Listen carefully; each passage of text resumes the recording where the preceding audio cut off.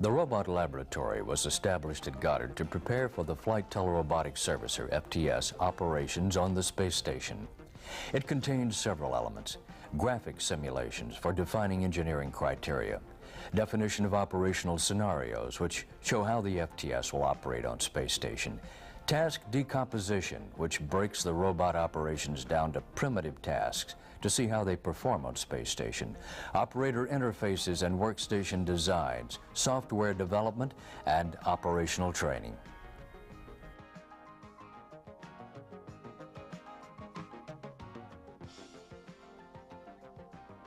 Here you see a picture of the FTS in the shuttle bay, preparing to assemble an attached payload station interface adapter. This equipment will interface attached payloads to the space station. The remote manipulator system, or RMS, in the space shuttle bay is preparing to lift the station interface adapter, SIA, out of the cargo bay in close proximity to the truss.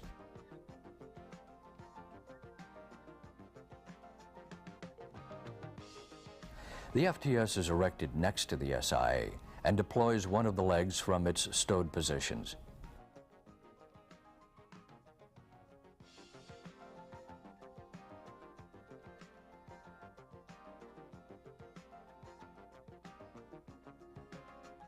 After the leg is deployed, the others are subsequently deployed and the SIA is brought up to the structural truss nodes by the FTS.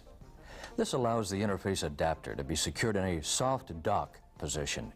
Following this, the FTS, through a tool attached to its end effector, brings the joint in close proximity and fastens it to the truss.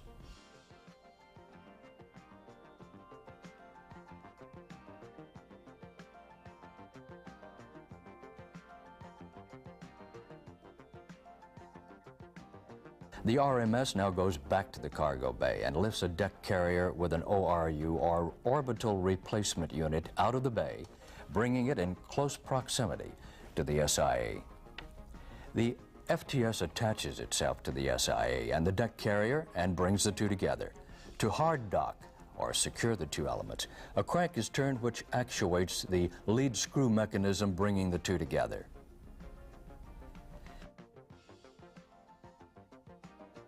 This is a description of a hierarchical Ada-language robot programming system, or HARPS. The HARPS is a programmed robot system using the NASREM architecture, which stands for NASA Reference Model. This is the architecture established by the National Institute of Science and Technology, and it is hierarchical in its form. On the left is sensor processing. In the middle, world models of the FTS and its environment. And on the right, task decomposition. At the very lowest levels, it has been implemented to operate with joysticks on a simulated robot to show how the robot will interact with the tasks it works on. Here's a picture of the operator working with joysticks to bring the simulated end effector of the robot in proximity to a handle on the orbital replacement unit.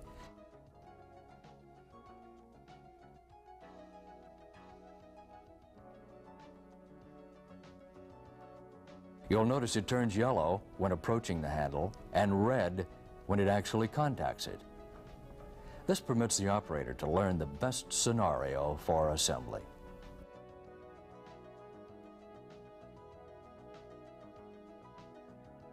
The FTS operational simulator has performed various tasks, as you have seen in the software simulation: the leg deployment, the docking to the truss, the deck carrier movement to the SIA, the hard docking, and in addition the thermal coupler and inner ORU exchange. These tasks were built with full-scale models of space station hardware and utilized floor-mounted Puma, or research robots, in lieu of the FTS.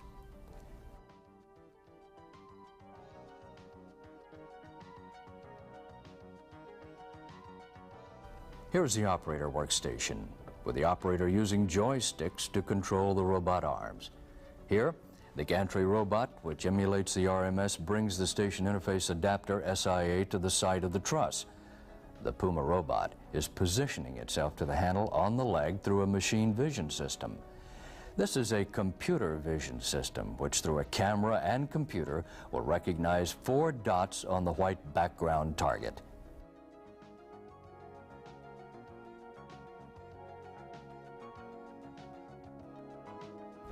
aligning the tool and end effector to the target.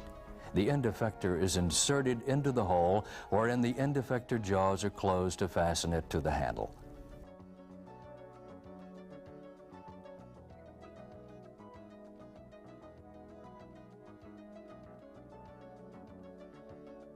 Once engaged, the robots through the operator in the computer will bring the leg to the deployed position. Once deployed, a latching system keeps the leg in a fixed configuration.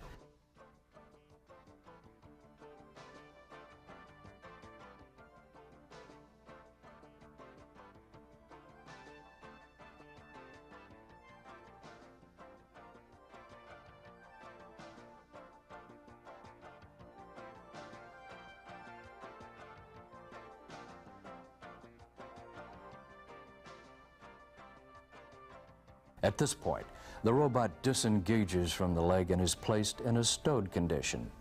The gantry now lowers the station interface adapter onto the truss face where it is soft docked, which means that a latching system will keep it in position so that when the gantry is removed, there will be no motion of the station interface adapter. In the space world, when the RMS leaves, the SIA doesn't disengage from the truss. And now the robot comes down and fastens a nut, connecting a screw into the node of the space station truss by ratcheting the end effector.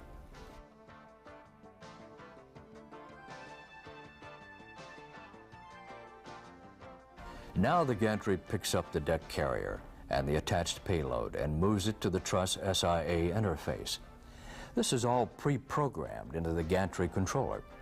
In real life, the RMS will be operated from the aft flight deck of the shuttle. In future months in the laboratory, a mock-up of the aft flight deck will permit a crewman to operate the gantry from the space shuttle.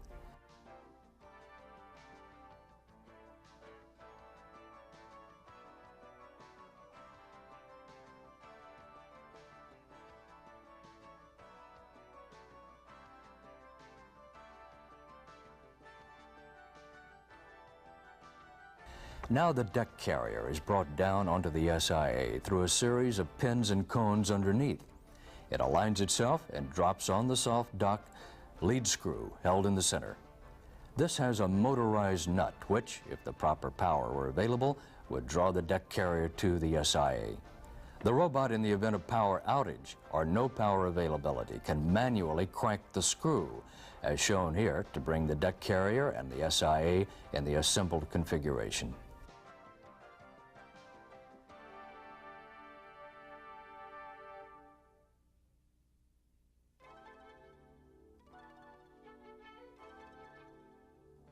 The robot now moves over to a thermal coupler. This is an extension device which would permit fluids which are needed by the attached payload to be joined to the main utility lines on the space station. The handle, which you will notice, is a common handle we use to interface the robotic end effector to the task it will be doing. It lifts one half of the coupler, which would have a hose connection, to the payload down to the leg of the SIA, which simulates the position of the thermal utility on the space station.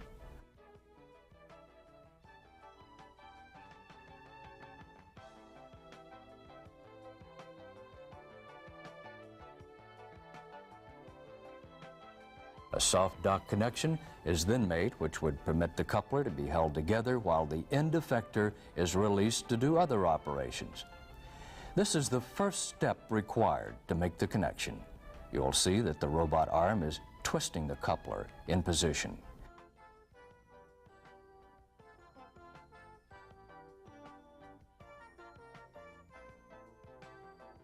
Indications on the screen for the operator, on his left, shown as yellow bars, indicate the positions of the joints of the robot. In the center of the bar chart, the vertical bars indicate the forces on the coupler. When they are reduced to zero, it means that there is no stress on the coupler and it will stay in position when released. You'll notice the same target appears for the cameras.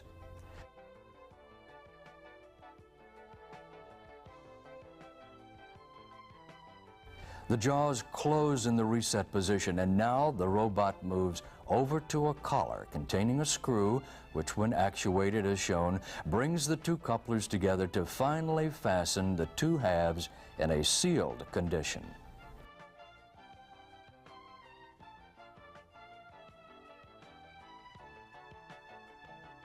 In this configuration shown, the robot is opening a door to a simulated attached payload. The door is opened by the robot. This is to simulate the exchange of an interorbital replacement unit of a failed component or film package exchange for an instrument, for instance. The robot goes through its motions autonomously. That is, the computer has set the trajectory.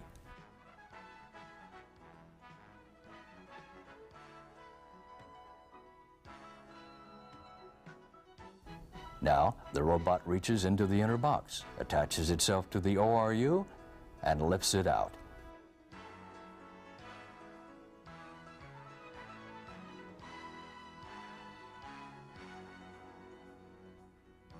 It then places the ORU on a stand, which has been designed to accept a receptacle on the bottom for power conditioning and thermal control.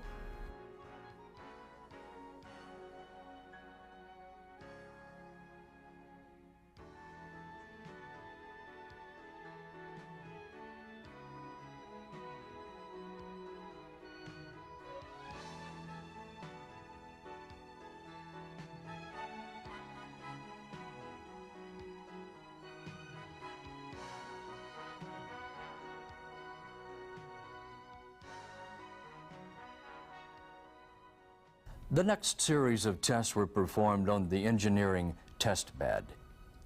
This test bed contains a pair of 7 degree of freedom robot arms and hand controllers. It is used to develop control algorithms or mathematical laws to determine the robot operation, a safety system to protect the robot from collisions, end effectors for gripping objects in the space environment, and dynamic models in order to replicate zero-gravity motions and determine instabilities. Here, the operator is controlling the large 7 degree of freedom robot. By 7 degrees of freedom, it contains, unlike the Puma robots you've seen before, an additional joint which permits it to reach around objects much as the elbow of a human arm. It is shown in the upright position. The operator has a mini-master hand controller, which is a replication of his arm. Every motion he makes is followed by the robot in a master-slave operation. Now, the operator is bringing the end effector, which has roller grippers for secure mating, to the site of a handle on the white column. You will notice he uses his fingers to index the arm. Indexing means small motions in the arm, left and right, will permit large motions in the robot arm, such that the operator does not have to make inordinate motions to move the slave robot through large trajectories. Now, the operator is lining the end effector up to the handle. In future days, we will have what is called force reflection in the handle, such that when the operator makes contact with the handle and closes the jaws of the gripper, forces of connections will be felt by the operator so that he gets a feel for the operation and permits more dexterous and accurate operation.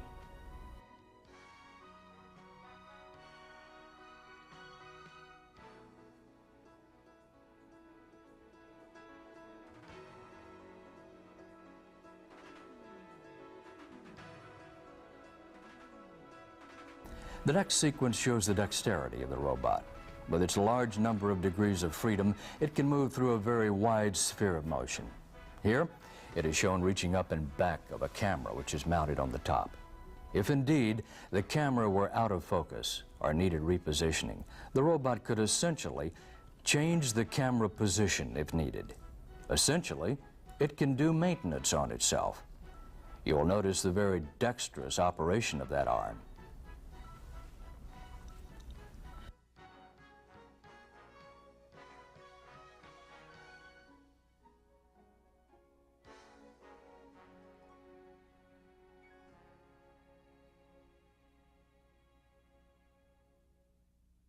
The lab expansion program has been designed as a new construction of facilities initiative in order to provide more space for users, research activities, and flight hardware integration.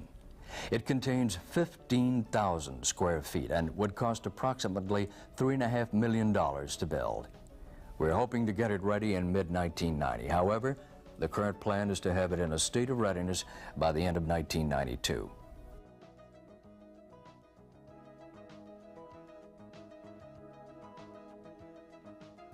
Here is an artist's concept of the lab. On the right, the laboratory as it exists today, with the gantry robot, the control workstation, and the mezzanine for software development. On the left, we have the expanded building which will house 2 laboratory modules. The modules emulate the lab modules on the space station, from which astronauts can operate in a simulated environment. Housed at the other end of the building, the new extension will have many robots for doing research work, advanced technology, and clean room integration of flight articles before they migrate to the main laboratory for testing. This facility will permit upgrading software and hardware of the Flight Telerobotic Servicer on Space Station.